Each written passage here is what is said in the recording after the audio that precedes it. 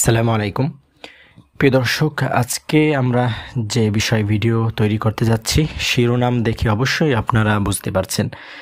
আমরা অনেকেই মসজিদের ইমাম বা খতিব যাদের খুতবা পড়ার প্রয়োজন হয়। আসলে এই খুতবাটা একটু ছোট করা সুন্নাহের অন্তর্ভুক্ত।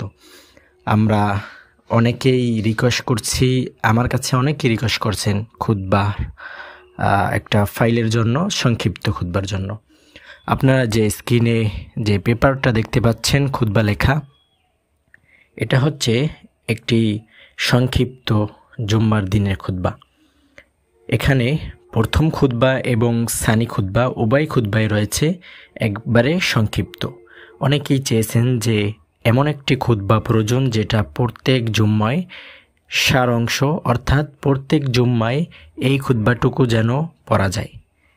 এখানে এমন এমন বাক্য রয়েছে যেটা প্রত্যেক জুম্মায় আপনি পড়তে পারবেন এবং পড়ার উপযোগী। প্রিয় বন্ধুরা, জুম্মার দিনের এই সংক্ষিপ্ত ছোট খুতবা দুটি যাদের প্রয়োজন তারা অবশ্যই আমার এই ভিডিওর ডিসক্রিপশন বক্স এবং কমেন্ট বক্স উভয় জায়গায় আমার নাম্বার পেয়ে যাবেন।